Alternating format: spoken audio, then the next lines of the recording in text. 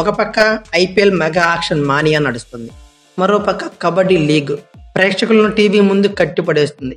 ఏంట్రా Indian cricket team ఇంత silent గా ఉంది అనుకునే టైంలో వచ్చేసింది అసలైన టెస్ట్ క్రికెట్ మధ్య బోర్డర్ గవాస్కర్ ట్రోఫీ.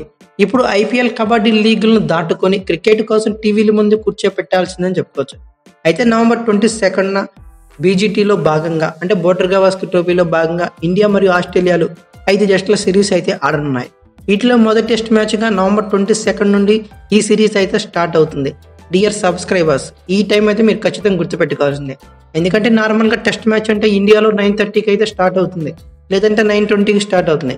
బట్ ఇప్పుడు ఆస్ట్రేలియా జరుగుతుంది కాబట్టి తొలి టెస్ట్ వచ్చేసరికి 7:50 AM అయితే స్టార్ట్ అవుతుంది. అలాగే ఈ test series Rohit Sharma Pat కమిన్స్ల మధ్య కాదు, ఈ టెస్ట్ పర్టికులర్గా జస్మిత్ బుమ్రా పాట్ కమిన్స్ల మధ్య భీకరమైన పోర్ అయితే జరుగుతుంది. అందుకే వీడియోలోకి వెళ్ళే కొద్దీ దీని గురించి డీటెయిల్స్ అయితే పూర్తిగా అర్థమవుతాయి. అయితే తొలి టెస్ట్ పెర్త్ వేదికగా జరుగుతుంది. ఇండియా మరియు ఆస్ట్రేలియాల మధ్య ఒక భీకర పోర్ను అయితే చూడవచ్చు. ఎందుకంటే వరల్డ్ టెస్ట్ ఛాంపియన్షిప్ ఫైనల్కి 3వ వరుసగా టీమిండియా అర్హత సాధించాలంటే ఈ 5 టెస్టుల సిరీస్లో టీమిండియా 4 విజయాలు సాధించాలి. ఎయిదర్ క్లీన్ స్వీప్ అయినా చేయాలి, లేదంటే ఖచ్చితంగా వరల్డ్ టెస్ట్ ఛాంపియన్షిప్ ఫైనల్ అర్హత సాధించడంలో కొంచెం ప్రాబ్లమ్స్ క్రియేట్ అవ్వచ్చు. సో అలాగే ఆస్ట్రేలియా కూడా ఈ సిరీస్ చాలా కీలకంగా మారనుంది. శ్రీలంకతో 2 టెస్టులు, తర్వాత టీమిండియాతో 5 టెస్టులు, మొత్తం ఓవరాల్గా 7 టెస్ట్ మ్యాచ్లు అయితే ఆస్ట్రేలియా ఆడనుంది. ఈ 7 టెస్టుల్లో ఖచ్చితంగా 5 టెస్టులు అయితే ఆస్ట్రేలియా గెలిస్తేనే ఎటువంటి పరిస్థితులు ఇబ్బందులు లేకుండా ఖచ్చితంగా ఫైనల్కి అయితే అర్హత సాధిస్తుంది. అందుకని ఈ బోర్డర్ గవాస్కర్ ట్రోఫీ ఇద్దరికి చాలా కీలకంగా మారనుంది. అయితే టీమిండియా ఈ టెస్ట్ సిరీస్ గాను మొదటి టెస్ట్కి రోహిత్ శర్మ, శుభ్మాన్ గిల్ లాంటి కీలక ఆటగాళ్లను మిస్ అయింది. అలాగే మహమ్మద్ షమి లాంటి పేస్ బౌలర్ లేకుండానే ఆస్ట్రేలియాలో అడుగుపెట్టింది. సో ఈ టెస్ట్ అనేది సిరీస్ అనేది చాలా స్పెషల్గా మారనుంది. అయితే తొలి టెస్ట్ ఎక్కడ జరగబోతుంది, ఏ టైంలో జరుగుతుంది, లైవ్ ఎక్కడ చూడొచ్చు, వెదర్ రిపోర్ట్ ఎలా ఉంది, ప్లేయింగ్ 11 ఎలా ఉండబోతుంది, ఆ గ్రౌండ్ యొక్క స్టాట్స్ ఎలా ఉన్నాయి, ఇండియా మరియు ఆస్ట్రేలియాల మధ్య హెడ్ టు హెడ్ రికార్డ్స్ ఎలా ఉన్నాయి, అలాగే ఇండియా మరియు ఆస్ట్రేలియాల మధ్య ఎన్ని బీజీటీ టోర్నీలు జరిగాయి, ఎవరు ఎక్కువ గెలిచారు, అన్నిటి గురించి క్లియర్ కట్గా ఈ వీడియోలో అయితే డిస్కస్ చేసుకుందాం. అయితే ముందుగా ఈ మ్యాచ్ జరిగే స్టేడియం పెర్త్ అని చెప్పుకోవచ్చు. ఆ పెర్త్ స్టేడియం యొక్క ఆడియన్స్ కెపాసిటీ వచ్చి 60,000గా ఉంటుంది. డైమెన్షన్స్ పరంగా ఒక పెద్ద గ్రౌండ్ అని మాట్లాడుకోవచ్చు. 5 సైడ్స్ 72 నుండి 75 మీటర్లుగా ఉండొచ్చు. స్ట్రైట్ బౌండరీ వచ్చి 78 మీటర్ల వరకు ఎక్స్పెక్ట్ చేయొచ్చు. ఇక తర్వాత all important thing pitch report గురించి మాట్లాడుకుందాం. పెర్త్లోని పిచ్ యొక్క ఫస్ట్ లుక్ని అయితే విలేకరులు పంచుకున్నారు. ఇది మీకు స్క్రీన్ మీద కనబడుతుంది. మొత్తం గ్రాస్తో ఎక్కువ కప్పబడి ఉంది. గ్రాస్ కూడా ఎండిపోకుండా ఎప్పటికప్పుడు వాటర్ అయితే పోస్తూ ఉన్నారు. అలానే ఈ పిచ్ ఎగ్జాక్ట్గా అబ్జర్వ్ చేస్తే ఖచ్చితంగా అందరికి అర్థమవుతుంది. పేస్ మరియు సీముని హై లెవెల్లో ఎక్స్పెక్ట్ చేయొచ్చు. డెఫినెట్లీ బ్యాటర్స్కి అయితే అంత కంఫర్టబుల్గా బ్యాటింగ్ చేయలేకపోవచ్చు. పిచ్ని అనలైజ్ చేయడం చాలా అవసరం. అందుకే టాస్ చాలా కీలకంగా మారనుంది. ఇక తర్వాత వెదర్ రిపోర్ట్ గురించి మాట్లాడుకుంటే పెర్త్ దగ్గర నవంబర్ 22 నాటికి వెదర్ అయితే ఫోర్కాస్ట్ చేస్తే కొంచెం బెటర్గానే కనిపిస్తున్నాయి. టెస్ట్ రోజులకి 22 డిగ్రీల సెంటీగ్రేడ్ వరకు టెంపరేచర్ని ఎక్స్పెక్ట్ చేయొచ్చు. హ్యూమిడిటీ కూడా ఒక యావరేజ్గా ఉంటుంది, అంటే ఒక 52% వరకు ఉండొచ్చు అంట. అలానే రెయిన్ ప్రిడిక్షన్ వచ్చే జస్ట్ 1%గా ఉంది, అంటే నో ప్రాబ్లం. మ్యాచ్కి ఎటువంటి ఆటంకం అయితే రెయిన్ వల్ల కలగదు. మార్నింగ్ లేచి టిఫిన్ చేసి హ్యాపీగా మ్యాచ్ మొత్తాన్ని ఎంజాయ్ చేయొచ్చు. రెయిన్ వల్ల అయితే అంతరాయం లేదు. ఇక ఈ గ్రౌండ్లో స్టాట్స్ ఒకసారి పరిశీలిద్దాం. టోటల్గా ఇప్పటి వరకు ఇక్కడ 4 టెస్ట్ మ్యాచ్లు అయితే జరిగాయి. అయితే ఫస్ట్ బ్యాటింగ్ చేసిన వాళ్ళే 4 గెలిచారు. సో సెకండ్ బ్యాటింగ్ చేసిన వాళ్ళు ఇంతవరకు అయితే విజయం నమోదు చేయలేదు. అందుకే టాస్ గెలవడం చాలా కీలకంగా మారనుంది. టీమిండియా టాస్ గెలిస్తే ఖచ్చితంగా బ్యాటింగ్ ఎంచుకోవాల్సి ఉంటుంది. ఇక అలాగే ఈ మ్యాచ్లో ఫస్ట్ ఇన్నింగ్స్ యావరేజ్ స్కోర్ చూస్తే ఏకంగా 456 పరుగులు, సెకండ్ ఇన్నింగ్స్ యావరేజ్ స్కోర్ చూస్తే 250 పరుగులే. ఇక్కడే అర్థం చేసుకోవచ్చు, ఆల్మోస్ట్ ఫస్ట్ ఇన్నింగ్స్కి సెకండ్ ఇన్నింగ్స్కి 200 రన్స్ డిఫరెన్స్ కనబడుతుంది. అంటే పేస్ అండ్ సీమ్ బాగా ఎక్కువగా ఎక్స్పెక్ట్ చేయొచ్చు. ఇక తర్వాత లైవ్ స్ట్రీమింగ్ గురించి మాట్లాడుకుంటే లైవ్ స్ట్రీమింగ్లో India versus Australia first test నుంచి 5 టెస్టులు కూడా ఆ డిస్నీ హాట్‌స్టార్లోనే చూడగలుగుతాం. అదే మరి మాత్రమే అవకాశం ఉంది. ఖచ్చితంగా సబ్స్క్రిప్షన్ కూడా అవసరమే. అయితే ఇక్కడ మెయిన్ ఇంపార్టెంట్ థింగ్ అసలు ఈ సెక్షన్స్ ఎలా జరగబోతున్నాయి. ఈ టెస్ట్ మ్యాచ్ ఫస్ట్ సెక్షన్ వచ్చేసరికి 7:50కి స్టార్ట్ అయితే మార్నింగ్ 9:50 వరకు జరుగుతుంది. సెకండ్ సెక్షన్ వచ్చేసరికి 10:30 నుంచి 12:30 వరకు జరుగుతుంది. ఇక థర్డ్ సెక్షన్ 12:50 నుంచి 2:50 PM వరకు జరుగుతుంది. ఇదైతే ఇలా చూసుకోవచ్చు లైవ్ కూడా. ఇక తర్వాత ఇండియా మరియు ఆస్ట్రేలియాల మధ్య టెస్ట్ ఫార్మాట్లో హెడ్ టు హెడ్ రికార్డ్స్ పరిశీలిద్దాం. ఇప్పటి వరకు ఇరువురు టీమ్స్ మధ్య 107 టెస్ట్ మ్యాచ్లు అయితే జరిగాయి. ఇండియా 32 గెలిస్తే 40 టెస్ట్ మ్యాచ్లు ఆస్ట్రేలియా గెలిచింది. ఓవరాల్గా ఆస్ట్రేలియా ఎక్కువ విజయాలు సాధించినప్పటికీ గత 2017 సంవత్సరం నుంచి టీమిండియా డామినెన్స్ క్లియర్గా కనబడుతుంది. అలాగే ఇప్పటివరకు 29 టెస్టులు కూడా డ్రాగా ముగిశాయి. ఒకటి మాత్రమే టై అయ్యింది. అలాగే ఇరువురు టీమ్స్ మధ్య ఇప్పటివరకు 16 సార్లు సిరీస్ జరగగా టీమిండియా ఏకంగా 10 సార్లు గెలిచింది. ఆస్ట్రేలియా కేవలం మనలో హాఫ్ అంటే 5 సార్లు మాత్రమే సిరీస్లు గెలిచింది. ఒకసారి అయితే డ్రా అయింది. అలాగే లాస్ట్ 4 సీజన్స్లో 4 సిరీస్ల్లో టీమిండియా నెగ్గింది. అయితే ఇప్పటివరకు 9 బోర్డర్ గవాస్కర్ ట్రోఫీలు జరిగితే ఆసీస్ ఒక్కసారి మాత్రమే గెలిచింది. అది కూడా 2004, 2005 సంవత్సరంలో విజేతగా నిలిచింది. ఇక రిమైనింగ్ అన్ని టీమిండియా డామినేట్ చేసింది. బీజీటీలో ఇరువురు టీమ్స్ మధ్య 56 మ్యాచ్లు జరిగాయి. టెస్ట్ మ్యాచ్లు 24 ఇండియా గెలిస్తే ఆస్ట్రేలియా 20 గెలిచింది. అయితే 12 మ్యాచ్లు డ్రాగా అయితే ముగిశాయి. ఇక అయితే చివరిగా ఇరువురు టీమ్స్ యొక్క ప్లేయింగ్ 11 గురించి డిస్కస్ చేద్దాం. ముందుగా ప్లేయింగ్ 11 గురించి మాట్లాడుకునే ముందు ఇంజురీ కన్సర్న్స్ ఏందని ఒకసారి చూద్దాం. అలాగే కీ ప్లేయర్స్ ఎవరో ఒకసారి డిస్కషన్ చేద్దాం. రోహిత్ శర్మ ఫస్ట్ టెస్ట్కి అవైలబుల్గా లేడు.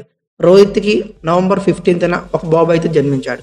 సో ఈ పర్పస్ మీద మేనేజ్మెంట్కి ఆల్రెడీ ఇన్ఫర్మేషన్ అయితే పంపాడంట, నేను ఫస్ట్ టెస్ట్కి అవైలబుల్గా ఉండటం లేదని. సో అతన్ని అయితే పక్కన పెట్టింది. ఇక తర్వాత అలాగే శుభ్మాన్ గిల్, ఇతనికి లెఫ్ట్ హ్యాండ్ థంబ్ అయితే దెబ్బతింది. అందుకని ప్రజెంట్ బాగానే ఉన్న టెస్ట్ మ్యాచ్ కాబట్టి 5 రోజులు ఆడాలి కాబట్టి ఖచ్చితంగా అతన్ని అయితే పక్కన పెట్టింది. అయితే టీమిండియా ఆఫ్ ది ఆర్డర్లో 2 బిగ్ ప్లేయర్స్ అయితే మిస్ అవుతున్నారు. కేఎల్ రాహుల్కి ఇంజురీ కన్సర్న్ ఉంది, బట్ నవ్వు ఓకే అంట. ప్రాక్టీస్ సెక్షన్లో కూడా సూపర్గా ప్రాక్టీస్ చేస్తున్నాడు. టీమిండియా దీంతో ఊపిరి పీల్చుకుంది. నిన్న విరాట్ కోహ్లీకి కూడా ఇంజురీ కన్సర్న్ ఎదురైందంట, బట్ నవ్వు ఓకే అనే వార్తలు అయితే వస్తున్నాయి. అలాగే బిగ్ ఫిష్ మహమ్మద్ షమీని కోల్పోయాం. ఆస్ట్రేలియాతో లాంటి టెస్ట్ సిరీస్లో షమీని మిస్ అవ్వడం అనేది నిజంగా మైండ్ బ్లాక్ అని చెప్పుకోవచ్చు, బట్ తప్పదు. అయితే ఓవరాల్గా కన్సర్న్స్ చాలా వరకే కనబడుతున్నాయి.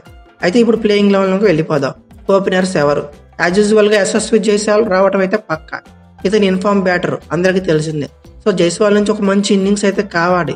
అలాంటి ఇన్నింగ్స్ అంటే రోహిత్ శర్మ, శుభ్మాన్ గిల్ని మరిపించేంత ఇన్నింగ్స్ అయితే కనపడాలి. అలానే అదర్ హ్యాండ్ ఓపెనర్ ఎవరు? ఇది టీమిండియాకి ఉన్న $1 మిలియన్ క్వశ్చన్. బ్యాకప్గా స్క్వాడ్లోకి అభిమన్యు ఈశ్వర్ని తీసుకున్నారు, బట్ ఇతను ఆడిస్తారా అంటే కొంచెం ప్రాక్టికల్గా థింక్ చేయాల్సిన విషయం. ఒక న్యూ డెబ్యూని డైరెక్ట్గా ఆస్ట్రేలియాతో టూర్లు అంటే అది పెర్త్ టెస్ట్లో, అది కూడా మొదటి టెస్ట్లో హైలీ ఇంపాసిబుల్. నేనైతే ఎక్స్పీరియన్స్డ్ కేఎల్ రాహుల్కి అయితే ఓపెనర్గా అవకాశం ఇస్తారనుకుంటున్నా. So left and right combination KL Rahul Yashasvi జైస్వాల్తో ఇన్నింగ్స్ని స్టార్ట్ చేయొచ్చు. ఇక తర్వాత టెస్ట్ ఫార్మాట్లో all important spot first down. ఒక రాహుల్ ద్రావిడ్, ఒక చేతేశ్వర పుజారా తర్వాత ఆ ప్లేస్ని శుభ్మాన్ గిల్ అయితే ఫిల్ చేస్తున్నాడు. అయితే ఈ టెస్ట్కి అవైలబుల్గా లేడు కాబట్టి విరాట్ కోహ్లీ ఒక స్పాట్ ఫ్రంట్ మూవ్ అయితే చేయొచ్చు. అంటే ఫస్ట్ డౌన్లో విరాట్ కోహ్లీ బ్యాటింగ్ చేయొచ్చు. ప్రీవియస్ సిరీస్లో కొన్ని ప్లేసులు గిల్ ప్లేస్ని కొన్నిసార్లు ఇతన్ని రెక్టిఫై చేశాడు. సో విరాట్ కోహ్లీని ఈ ప్లేస్లో అయితే ఎక్స్పెక్ట్ చేస్తున్నా. నా ఓటైతే ఓవరాల్గా థర్డ్ స్పాట్కి వచ్చేసరికి విరాట్ కోహ్లీకే ఇస్తున్నా, బట్ ఇతను ఫామ్లోకి లేడు. ఖచ్చితంగా ఈ సిరీస్లో ఫామ్లోకి రావాలి. అలాగే రోహిత్, గిల్ అండ్ బ్యాటర్స్ లేని టైంలో ఇతని నుంచి లాంగ్ ఇన్నింగ్స్ అయితే ఖచ్చితంగా కావాల్సిందే. ఇక అబ్ ద ఆర్డర్ వచ్చేసరికి యశస్వి జైస్వాల్, కేఎల్ రాహుల్, విరాట్ కోహ్లీతో స్ట్రాంగ్ గానే కనబడుతుంది. అయితే అందరికీ ఒక డౌట్ రావచ్చు, విరాట్ కోహ్లీ థర్డ్ స్పాట్ లో దేవదత్ పడకలను ఆడించొచ్చుగా. ఆస్ట్రేలియాతో ఏతో సిరీస్ లో బాగానే ఆడాడు, బట్ లాంగ్ ఇన్నింగ్స్ అయితే ఎక్కడ ఆడలేదు. అది కాక అది పేస్ పిచ్, దేవదత్ పడకలకి అవకాశం ఇస్తారని నేనైతే అనుకోవటం లేదు. ఇక తర్వాత 4th స్పాట్ లో యాజ్ యూజువల్ గా రిషబ్ పంత్ రావడం పక్క. ఇక 5th స్పాట్ లో ఇన్ఫార్మ్ బ్యాటర్, అలానే ఆస్ట్రేలియాతో జరిగిన మ్యాచ్ల్లో సూపర్ బ్యాటింగ్ తో పాటు లాంగ్ ఇన్నింగ్స్ కూడా ఆడాడు. తను వికెట్ కీపర్ అయినప్పటికీ స్పెషలిస్ట్ బ్యాటర్ గా మెరుపులు మెరిపించాడని చెప్పుకోవచ్చు. జనవరిలో ఇంగ్లాండ్తో టెస్ట్ సిరీస్ లో డెబ్యూ చేసిన అతను పంత్ లేని లోటుని ఎక్కడా చూపించలేదు. సో ఇతన్ని స్పెషలిస్ట్ బ్యాటర్ గా టెస్ట్ ఫార్మాట్ లో ఆడనున్నాడు. ఇక 5th స్పాట్ లో దివ్ జురేల్ రానున్నాడు. ఇక 6th స్పాట్ లో సర్ఫరాజ్ ఖాన్ రావడం పక్క. అయితే ఇంకా ఏ ట్రై కూడా చేయదని నేను అనుకుంటున్నా. 4th, 5th, 6th స్పాట్ లో చలికి రిషబ్ పంత్, దివ్ జురేల్, సర్ఫరాజ్ ఖాన్ సిచ్యువేషన్ బట్టి ఇలా ప్లేసెస్ అనేవి మారచ్చని నేను అనుకుంటున్నా.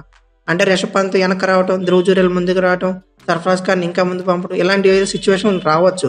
ఇక తర్వాత టీమిండియా 2 ఆల్రౌండర్స్ టచ్ చేయనుంది. అందులో భాగంగానే ఒక న్యూ డెబ్యూను చూడొచ్చు. అందులోనూ తెలుగు కుర్రోడు టెస్ట్ ఫార్మాట్ లో డెబ్యూ చేయడం పక్క. అతనే నితీష్ కుమార్ రెడ్డి పేస్ ఆల్రౌండర్ గా ఫిక్స్ అయ్యాడు. సో 7th స్పాట్ లో పేస్ ఆల్రౌండర్ గా నితీష్ కుమార్ రెడ్డి రానున్నాడు. ఇక 8th స్పాట్ లో స్పిన్ ఆల్రౌండర్ గా యాజ్ యూజువల్ గా రవీంద్ర జడేజా ఆడనున్నాడు. వాషింగ్టన్ సుందర్, రవిచంద్రన్ అశ్విన్లో ఉన్నారుగా, అతను ఆడించగానే డౌట్ అనేది మీకు క్రియేట్ అవ్వచ్చు. అయితే ఈ టెస్ట్ 4th, 5th డే కూడా సిమ్కి పేస్కే జనరేట్ అవుతుందంట. అందుకే స్పిన్ ట్రాక్ మీద అంతగా టచ్ అయితే చేయకపోవచ్చు. అయితే రవిచంద్రన్ అశ్విన్, వాషింగ్టన్ సుందర్ బెంచ్గా పరిమితం కానున్నారు. ఒకవేళ గంభీర్ స్పెషల్ ఫోకస్ పెడితే మాత్రం రవీంద్ర జడేజాను బెంచ్గా పరిమితం చేసి ఆడించే అవకాశం కూడా ఉందని చెప్పుకోవచ్చు. అయితే పెర్త్ పిచ్ వచ్చేసరికి 4-5 రోజు కూడా పేస్కే బాగా అనుకూలంగా ఉంటుంది. సో మంచి పేసర్స్ని అయితే తీసుకోవాల్సిన అవసరం మనకు ఖచ్చితంగా ఉంది టీమిండియాకి. అయితే మన పేస్ దళాన్ని జస్మిత్ బుమ్రా నడపనున్నాడు, అలాగే కెప్టెన్ గా కూడా. ఇక జస్మిత్ బుమ్రా, మహమ్మద్ సిరాజ్ ఇద్దరు ప్లేయింగ్ లా ఉండటం పక్క. మహమ్మద్ సిరాజ్ ని పక్కన పెడతారంటే ఖచ్చితంగా పెట్టరు.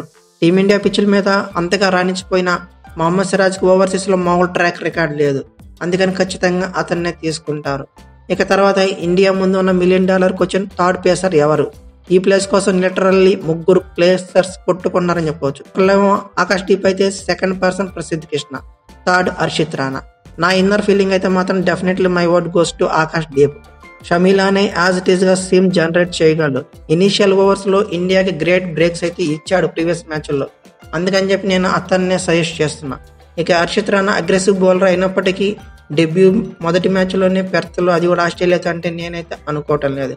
ఆస్ట్రేలియాతో సిరీస్లో కొంతవరకు ప్రసిద్ధ్ కృష్ణ రాణించినప్పటికీ అతనికైతే కన్సిస్టెన్సీ తక్కువ. ఎకనామికల్గా ప్రూవ్ అవడం మనం చూస్తూనే ఉంటాం. సో రిస్క్ తీసుకోవడం ఎందుకని నేనైతే అనుకుంటున్నా. జస్మిత్ బుమ్రా, మహమ్మద్ సిరాజ్ అలాగే ఆకాష్ దీప్ని బెటర్ అని నా ఒపీనియన్. ఓవరాల్గా మన ప్లేయింగ్ ఏమైనా పరిశీలిస్తే యశస్వి జైస్వాల్, కేఎల్ రాహుల్, విరాట్ కోహ్లీ, రిషబ్ పంత్, సర్ఫరాజ్ ఖాన్, ధ్రువ్ జురెల్, నితీష్ కుమార్ రెడ్డి, రవీంద్ర జడేజా. ఇక్కడ వరకు 8 స్పాట్స్ అయితే క్లియర్ అయ్యాయి. 8 స్పాట్స్ వరకు బ్యాటింగ్ లైనప్ సూపర్గా ఉంది. ఇక తర్వాత ఆకాష్ దీప్, జస్మిత్ బుమ్రా, మహమ్మద్ సిరాజ్ ఈ 3 పేస్ దళాన్ని అయితే నడపనున్నారు. ఓవరాల్గా ఇది నా ప్లేయింగ్ 11. మీ ప్లేయింగ్ 11ని కామెంట్ బాక్స్లో ఖచ్చితంగా పిన్ చేయండి. ఏదర్ గుడ్ ఆర్ బ్యాడ్ నా వీడియో గురించి మీ కామెంట్స్ ఖచ్చితంగా పెట్టండి. ఈ వీడియో కనుక మీకు నచ్చితే లైక్, షేర్, కామెంట్, సబ్స్క్రైబ్ చేసుకోండి. ఇలాంటి వీడియోలు ఖచ్చితంగా మిస్ అవ్వకూడదంటే ఖచ్చితంగా సబ్స్క్రైబ్ చేసుకోండి. అలాగే పక్కనే ఉన్న బెల్ ఐకాన్ నొక్కండి. అలాగే thank you for watching. Have a nice day.